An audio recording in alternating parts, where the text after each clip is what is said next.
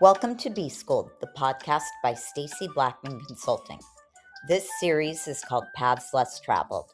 In it, I'm sitting down with MBA grads whose paths evolved over time in unexpected ways. These are conversations about optionality, reinvention, and what's really possible when you stop thinking about the MBA as a first job and start thinking about it as a foundation. Let's get into it.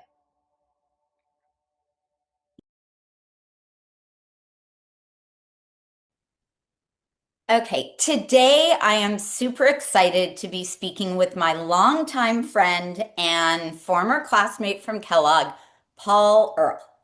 Paul is a serial entrepreneur and adjunct faculty member at Northwestern's Kellogg School of Management.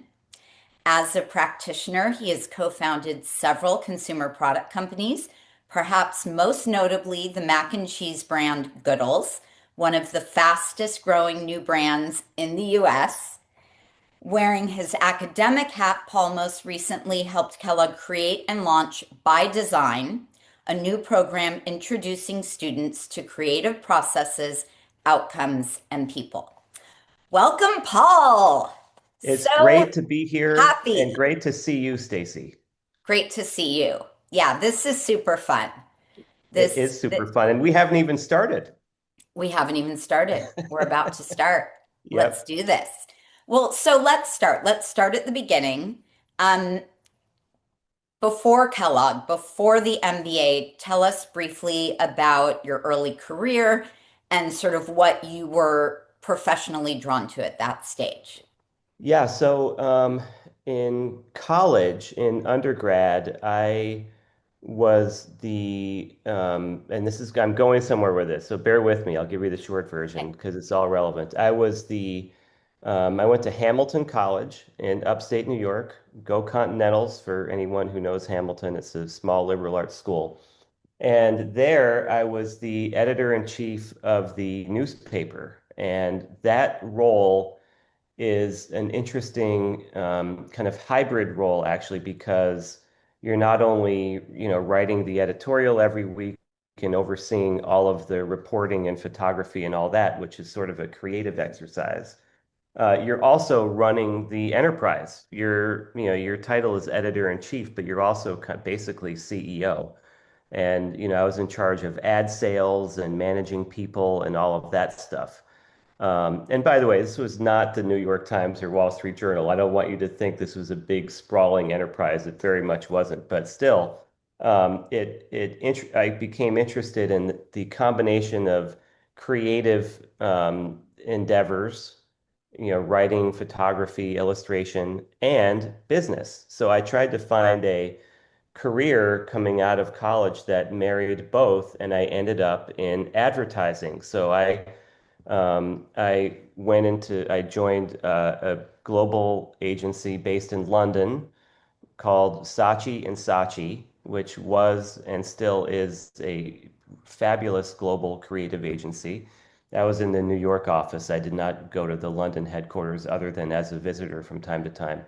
But there I cut my teeth in brand marketing. By the way, what a strange phrase to cut your teeth. That's really odd. It That's is. as strange as like your ears are burning, which looks even weirder when you write that out, by the way. Right.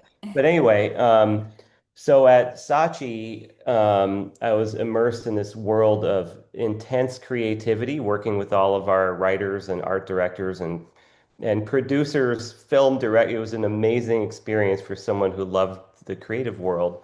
But I also, had budgets to manage and or mismanage sometimes, but manage most of the times. Um, and business objectives and brand strategy, all of that stuff. So it really did meet the my goal of marrying creativity and business. And so I was at Saatchi for almost 5 years after undergrad, and there was real tension, and tension is not always a bad thing. It can be very productive sometimes. The tension for me was when I was 4 years out of college and trying to figure out what to do next was the same tension I had in undergrad. And that is, am I a business person or am I a writer? You know, because even at Saatchi, I was a suit. Literally, we wore suits back then. I was a suit, so I was not a writer, but I was almost like I felt like an imposter sometimes. Like writers would come in and pitch ideas and wonderful lines and concepts, and I'm like, damn, that's good. And damn, I wish I had done that rather than being the guy in the suit trying to sell everything in. Hmm. And so I was at this crossroads and I was, let's see, 25 or maybe 26, a really interesting time in the life of anybody. And I knew that I wasn't going to kind of try to win at this game of Darwinism inside a big global creative agency. And I wanted to do something else. And so I remember this specifically and distinctly and very clearly. I was sitting in my microscopically tiny studio in New York City, which was about the size of a phone booth. Younger people, a phone booth is a place where you go. Do I need to explain what a phone booth is? Probably to our, Maybe. just Google it. Google it. Google phone Right. booth. That's about the size of my apartment. And I requested two applications. One was to Kellogg, and I think I may have requested maybe Dartmouth Tuck and a couple others, but business school applications. And then I also requested an application to NYU Film School. Oh, And about 10 days later, these giant, thick packets arrive in the mail. Do I need to describe what mail is to our younger audience? Anyway, I'm not going to beat that again, thing to Google death. it. Yeah, Google Mail. It's not electronic. In the mail, I get these two fat, thick packets, NYU Film School and the Kellogg application. And I opened the NYU Film School one first because that's really, I think, I loved Kellogg and I'm on the faculty now, but I've always harbored these kind of dreams, aspirations, fantasies perhaps of, producing movies and other like purely creative endeavors. So I was flipping through the NYU Film School application and I discovered that in order to even apply, you had to already have made a film. So I'm like, well, I haven't made a film. I've overseen some TV commercials for fruit roll-ups and stuff, but that's not what they're looking for. And and so I'm like, this is a wicked problem because I want to learn how to make movies, but I have to make a movie to then learn how to make movie. Like, so I was like, all right, forget about film school. Looks like I'm going to business We school. And got you so through the loophole. Lucky there we us. go. So that's how I ended up going the business school route. Amazing. Okay. So that brings us to our time together at Kellogg. Yeah. Um, Looking back, how was that sort of a pivotal time for you? Did it force any decisions? How did it impact the next steps in your career? Well, first of all, I loved it. I loved Kellogg. I loved and love, not past tense, my classmates. Yeah. Um, and faculty advisors and mentors. And it was just an incredible experience for me. And I'm so glad I did it. Like, this kind of sliding doors moment, film school, business school. Um, my life would have been very interesting and very different had I gone to film school and tried to become a screenwriter or director or whatever. But I'm really glad I went to business school because I met you and so many other fantastic people who I would for sure not otherwise know. To be candid, I barely remember the technical classroom, frameworks and methods and models. I vividly remember the friends I've made and perspectives I gained and world I discovered. Um, and it's one of the best things I've ever done. And in fact, this is an interesting study on its own. I think I'm closer and feel more connected to and more passionate about my business school classmates and friends than I do undergrad. And I have some very close friends from undergrad who we're still thick as thieves and they're practically family, but only a few. And whereas the Kellogg um, community, I hate the word network, by the way. It feels very transactional to me, Yeah, like, oh, it I'm feels so networking. calculated, Any which is not. anytime someone says to me, let's network, or that's an immediate Well, conversation ender. so So by I'll the call way, it the new community, word, community. the new phrase is coffee chat. For my Exactly. kids who are in college, they're like, oh, I have coffee chats all this week, which, Better. yeah, a That's little better. network. Using network as a verb is such a turn off, and it's an immediate.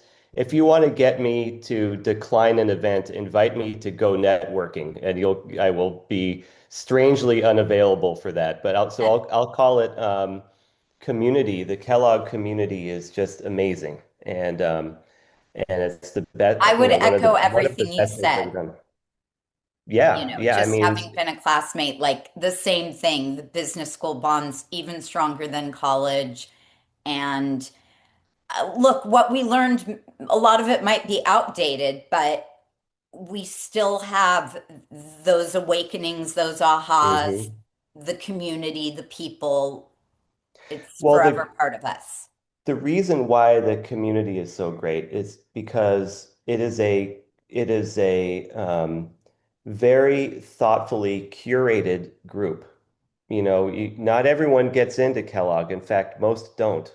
Yeah. And the admissions department is kind of like putting together an Ocean's 11 crew, just at a far broader scale. And they usually do a great job, and it's not an accident that we're all still close all of these years after and had so much fun while we were there together. And by fun, and you know this, Stacy, I don't mean like party fun, beer funnel fun, although there was Some some of of that, that. but fun in terms of discovery, like meeting people with all of these fascinating backgrounds. That's fun. Yeah. Like, we knew, rocket scientists and consultants and bankers and, a cartoonist from Marvel, Shira Levine, if you remember Yep. Shira. Of course. Yeah, like just Yeah. an incredibly broad range of professional superpowers is just fascinating. And what an opportunity to to to to exist in that crew. So looking back at that time, when did sort of your career aspirations start to crystallize? When did you realize you wanted to build a brand as opposed to being on Mhm. just the marketing advertising side? Well, I've always been an entrepreneur, and that I am an entrepreneur is an objective statement of who I am. It's as objective as I have glasses and brown hair. It's just factually accurate. I was born that way. I've always had a twinkle in my eye for opportunity and, connecting dots and putting people and ideas together to start things.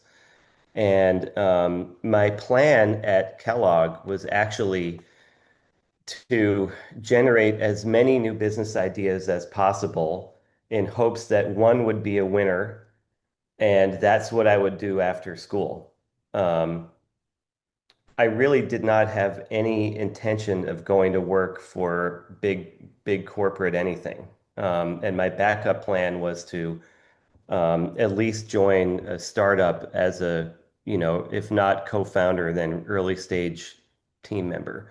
So true to form, I generated on my own and with others tons and tons of ideas. One of them This was with Laura Bishop, who's now Laura George, Oh yeah. Scott Jampol, Okay. and there may have been a third, but just Scott, Laura, and me And by is the way, the two of them are both entrepreneurs now. yeah, totally. So I anyway, mean, they've started their own totally. ventures. So, So so Scott, Laura, and I cooked up an idea called No Place Like Home. So granted, mind you, this is early 90s, somewhere in about, sorry, excuse me, late 90s, somewhere I would guess in the eighth or ninth inning of the first dot-com boom. So, but we didn't know it was the eighth or ninth inning. We thought it was the first inning. So yeah. anyway, no place like home.com was conceived as a basically DoorDash, except shipping your favorite foods from your home to wherever other city you live to. So if you live in Philadelphia, if you're from Philadelphia and you live in Chicago and you miss your favorite cheesesteak that you just can't get anywhere in the Midwest, no place like home.com would arrange for that, your favorite foods to be shipped to you. So like So Gold Belly. exactly. Yeah. Exactly. So we did it. We did branding. We had a business plan. We had a financial model. Like we were serious. We really I thought didn't know seriously about about this. this. And then discovered that, geez, maybe that cheesesteak doesn't taste so hot after it's been in shipping for 3 days. So Right. there were a handful, and then by the way, maybe people might not want to pay $45 for that cheesesteak from home. So, it was a wonderful idea and a great insight that had a couple of fatal flaws. And so I think, very wisely decided to not pursue that, and we all ended up going to do other things. I ended up going back to Kraft. I had interned at Kraft on the mac and cheese business. And so in between my first and second year at Kellogg, I was at Kraft in Chicago, technically Glenview, Illinois, deeply immersed in macaroni and cheese. And then I went back to the company after school. And that ended up being a very kind of consequential move, given what I ended up doing many, many moons later, which was co-founding a mac and cheese company, which we'll get to later in the conversation, I'm sure. But so, again, it had if you look at yeah, I just saw what show was that? I think it was, yeah, it was, I think on Netflix. It's called 11/22/63. It's a Stephen King story, and it's about a guy in contemporary days who goes back to 1962 and 1963 and is able to prevent the assassination of JFK, Oh. which completely changes the rest of human history in every conceivable way. And so, I think back on that period in the late 90s, had I come up with, frankly, a better idea of my own, I would not have gone to Kraft, and I would not have ended up co-founding GOODLES later, for sure. Um, it's just interesting to think, Well, interesting to I ponder. talk about that with like my kids all the time that business school is so full of those kind of sliding door moments. Yeah, And a lot of times, I mean, for me, the things that didn't work out as I had planned or I had hoped opened the door to such much better things and bigger yeah, opportunities. And that's the thing about being in that B school environment that you go in with a plan, but there are so many more and bigger possibilities that you can that you become aware of once you're there, once you're with the people and the teachers and yep, the energy and the ideas and the conferences, that like all of that shifts. And when your plan A fails, it's like, oh my God, there's B, C, D, and E that are yep. amazing. Yeah, I think my advice to people, um, going to business school is kind of is almost to suggest that you have a contract, and your contract is you need to meet as many people as you can, get to know as many people as you can, and explore as many opportunities as you can. Um, and if you do that, the consideration for that work is the right opportunity will find you. You Hmm. don't need to find it, it will find you, but only if you do the work to explore, Yes. explore, explore, explore, explore both people and companies and So agree. ideas. And it's not the work of sitting in your cubicle and studying your No, it's finance a notes. It's you it's have to planting those seeds. get out. No AI will solve this for you, at least yet. Um, and you have to get out, meet people in person if you can, meet companies, interview with companies. Um, you got to do it, or you're shortchanging yourself. Agree. So anyway, I love business school, and it's a cliche, and it's such a cliche. I hesitate to even say it, but I wouldn't be doing what I'm doing now without having had that experience. Yeah. Life is Or money certainly not raising. exactly what I'm doing. I would have ended up doing something. I was not going to sit around my tiny apartment and just watch the, days on the calendar fly by. But it was Kellogg Business School generally, and Kellogg in specific, was critical as a way station and learning experience and growth experience to what I'm doing now. Well, I'm just going to throw this out there. I've reminded you of this, but I don't know if you remember that I founded Stacy Blackman Consulting Yep. not long after we graduated. And I sent out an email to like 10 of what I considered to be the great marketing minds in our class, saying, I started this thing. It's kind of taking off. I'm calling it Stacy Blackman Consulting, but like need a better name. And everyone emailed back with, call it MBA this or B School that or admissions. And you said, keep the name, Stacy Blackman Consulting. And I did. You were so definitive about it. I kept it. And now I'm kind of one of the only ones who has that kind of name. And I think a lot of the others do oh, by the way, my dog's hanging out with us. So there he is. Oh, that's good. I thought that was a cat. Oh, that's great. No, don't insult him. What a Um, great dog. he's usually like just very chill, so I thought it was okay, but I don't know, he's Perfect. having a moment here. But What um what kind of dog is that? he's a Shih Tzu Bichon. He's called a Shishan, and his name is Oliver, and he's getting a haircut tomorrow. So, That's funny. My dog's name is Olive, and oh, she's a she and looks very similar to Oliver. So I think that's a sign. I And love also it. she likes to be elevated. So I'm like, oh, that's Yeah, what Olive you're does. looking at his booty there. Perfect. So, all right, let's Appropriate. stop. Sorry. What? Appropriate somehow. Yeah, There we great. go. All right. Okay, we're gonna fast forward to the post MBA, the more recent chapter. Um, Yep. how do you think about this current phase of your career and how it connects to and builds upon, business school and what came before now and after B school? Well, what I'm doing now, and I think about this, at our age, vintage, I think about this often. What I'm doing now really is a capstone experience. I am bringing to bear literally everything I have learned over my career and pouring it into new ventures. And also teaching. I'll get to that second, and specific to Goodles, which I co-founded in 2020.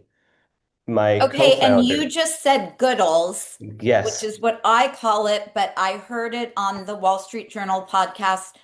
The host was calling it Goodles, rhyming with noodles. So please Before, let's clarify. We get that question all the time. Here's the official answer. We emphasize the good. Our team says goodles. However, What I whatever is good for you is good for thought. us. If you think it's Goodles, and I think probably most people do, then it's Goodles. And my partner and I made a vow early when we started wrapping our hands around this amazing trademark that we would never correct people. Like if you think it's Goodles to us, but if you think it's Goodles, then gosh darn it, it's Goodles and make it yours. Just go with it. It's the only brand I know with an intentionally ambiguous pronunciation of the name. It was a very intentional. That's part of why it's such an engaging name is because there have been benevolently ferocious debates about how it should be pronounced, and that's a rare way to connect with people. We love it. Amazing. I love it. Okay. So sorry, that was a little detour, but Yeah. connect. So I interrupted you. You were starting to talk about sort of how this current phase of building brands and teaching, how it sort of connects to the prior phases and business school and everything in between.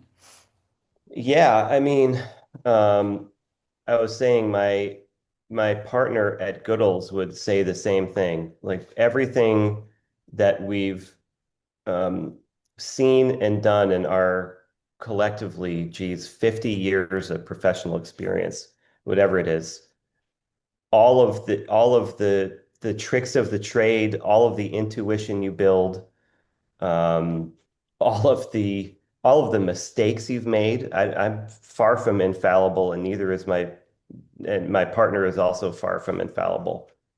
Um, all of those experiences are combining to bring us to the very top of our game as we conceived of this brand and enterprise and food and gotten it out there in such a big way. And she went to University of Michigan Business School and ended up through that experience working at Procter and Gamble, not for a long period of time, but enough to learn the ropes and gain the training and stripe that comes from being at P&G, just like I was at Kraft. So what's funny is, we're both MBAs. We graduated 1 year apart. We're both big CPG dropouts, consumer But you got packaged goods. amazing training, But we both got in business incredible school and training. at these companies. Correct. Incredible training, and both Kraft and P&G have very active and engaged alumni groups, which have been helpful to us. P&G in particular has, other than maybe McKinsey and Goldman, has the best, most sophisticated, most developed, biggest, most engaged alumni network of any company there is. And Wow. by the way, back to the MBA experience, P&G, the leadership of that company almost entirely comes from the marketing function, and the recruitment of marketing people almost entirely comes from business schools. So that's another, a bit of dot connection. Like if you want to rise to the top levels of companies like P&G or Kraft or PepsiCo, whatever, chances are you're an MBA. Hmm. And then those opportunities beget other opportunities. So yeah, I mean, what I'm doing now is a build. There are building blocks. I learned a ton at Kraft. I wasn't there for very long, but I learned a ton and stayed in touch with Kraft alums after I left the company to start my first business. Um, And and then, what was that one? so I founded a company called River West Brands in, let's Okay. see, I think I know which one this is, and it's yes, so really interesting. 2001. So I was right out of Kellogg, class of 99. and I started this company. And really, in full candor, I started dreaming and scheming and putting the pieces together even before I left craft, and have some funny stories about that. Nothing untowards, of course, about that transition period. I'll tell you offline because it involves another one of our Oh, Kellogg 99 classmates. It's okay. a great one. It's fabulous, by the way. Very, very, very funny. She kind of conspired with me in a way. We both probably could have gotten into some trouble in hindsight. But again, this was so, so long ago.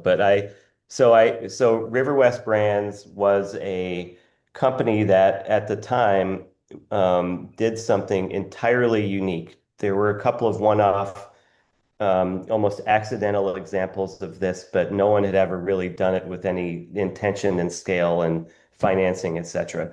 So we acquired abandoned intellectual property. So what does that mean? That Love that. means it's a trademark, and we went after in a variety of ways acquisitions of trademarks that were two things. Number one, known, still known by consumers. So, Like you you know, you had razzles, right? that was not one of ours. Oh, You might be thinking of Blammo candy. We had that one. okay. So we looked for brands that were off the market completely. So they existed as memory only. They're Mhm. gone. And also with weak or expired IP rights, which meant that we could acquire them extremely cheaply, either through the legal process or through a couple of bucks in more of a traditional standpoint. So we built this portfolio of really well-known brands for literally pennies on the dollar of what we thought they were actually worth. So we, at one point, owned or transacted around brands like Eagle Snacks, Salon Selectives, which was a shampoo Oh brand, yeah. Coleco Toys, Nuprin Analgesics. We owned for a hot minute. Um, that one is very complicated. I won't bore your listeners. But anyway, we're very industrious and very scrappy, and in some instances aggressive to build these brands or acquire these brands and then rebuild them. And so we had a great run. We ended up selling a large portion of the company to Omnicom Group, which is a publicly traded holding company of brand firms based in New York. They took out a large position in us, and we kept growing.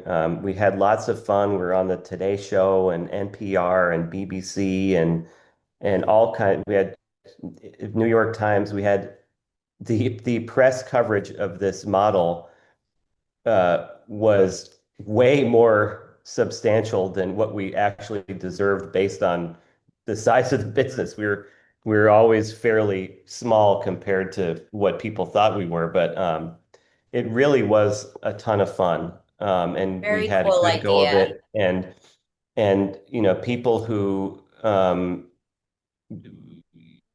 exited early had a fabulous financial return, and um, it was a great experience. It was my first company as a founder, and boy, I learned a lot from that too. A lot of which I'm now applying to my current adventures. But what ended up happening to River West is we our model was very reliant on the ability to quickly and in a frictionless way raise capital to pump into these development deals.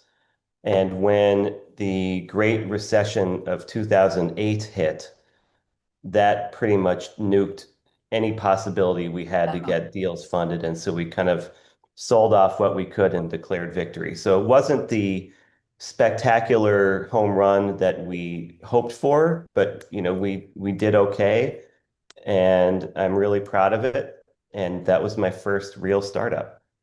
And so I have the gray hairs to show for that one.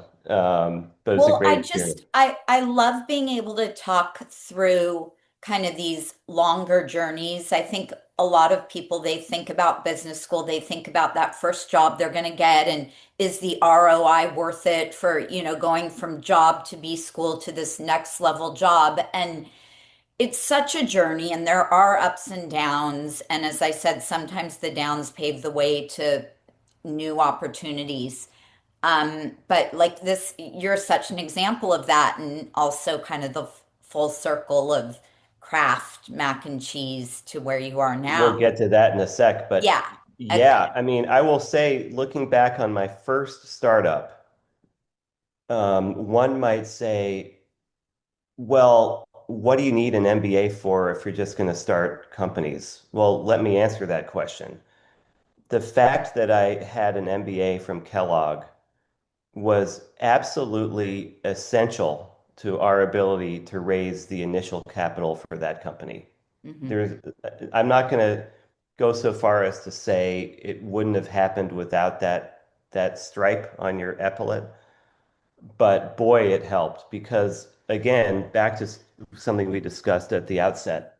Um, one of the part of the value that you get through a top business school is you are vetted with a capital V.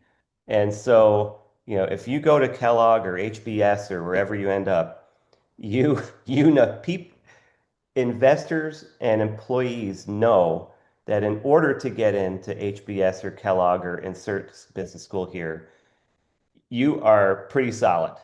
And so, so that, fast forward to just a couple of years after getting out of school, that Kellogg credential was really helpful to raising capital. And I'm not sure we would have had the fundraising success without it.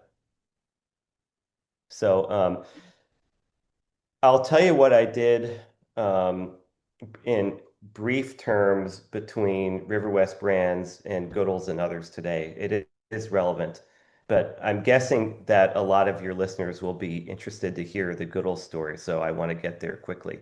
Yeah, and it's Basically, fun and it's so exciting. it's So, happening now. Like it's yeah. of the now for Guys, sure. go to any grocery store, anywhere. I mean, it's Literally, everywhere. literally any And, store, yes. moving my kids into college, the I saw you have the little cup one. Yep. Hold it, do you have those are in every snack cart, like every dorm room. So this is The big.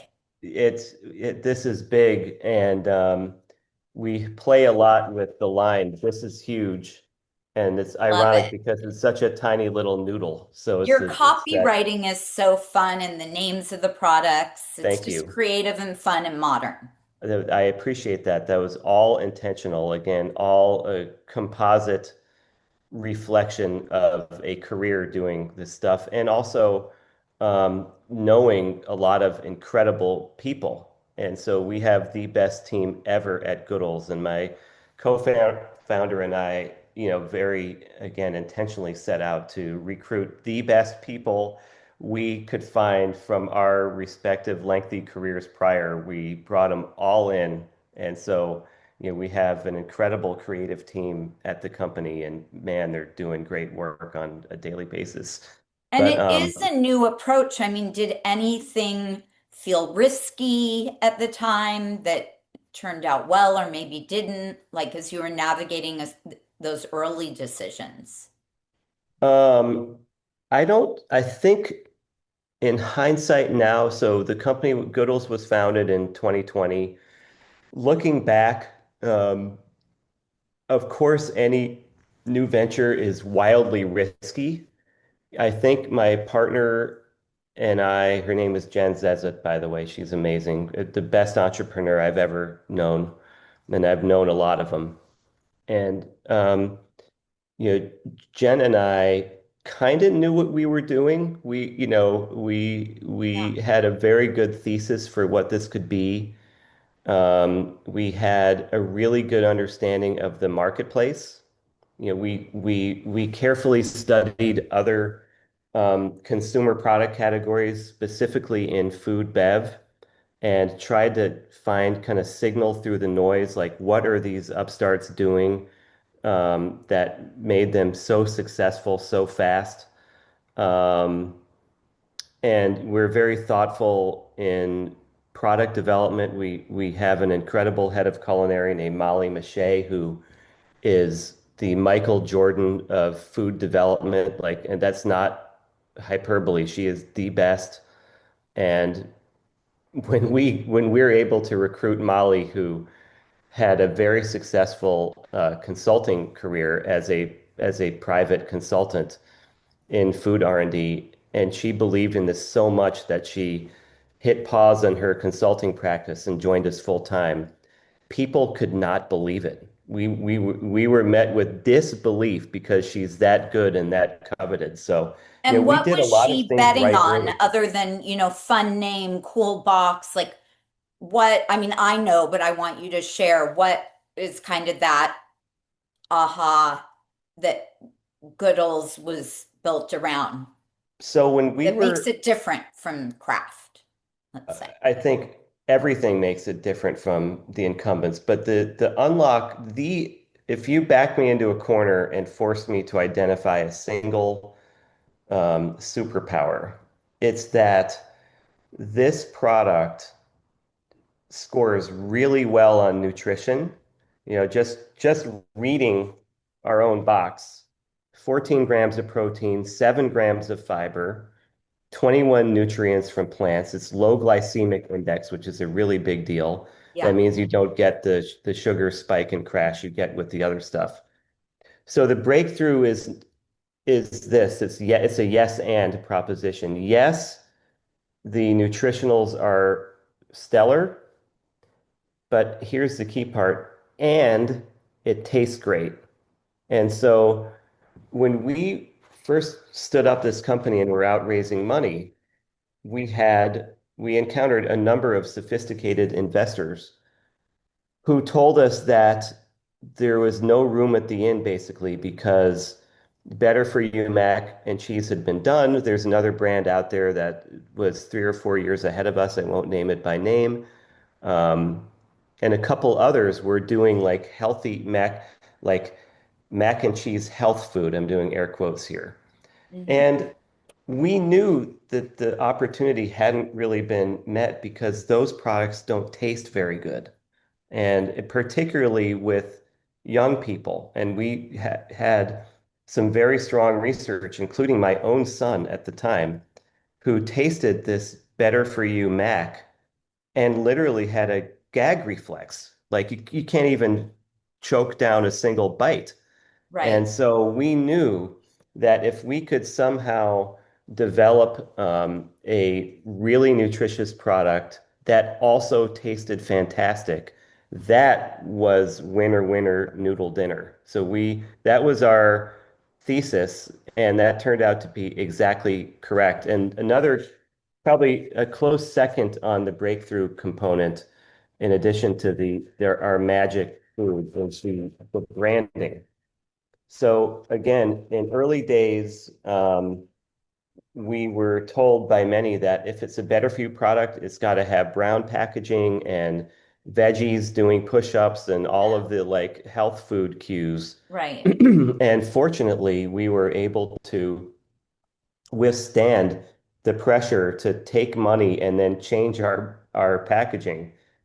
Um, and because we knew that the way to make this big and scalable and successful is not to be a real niche kind of health food company that's really popular in Boulder and Berkeley and New York City, but right. nowhere Only at else. Erewhon.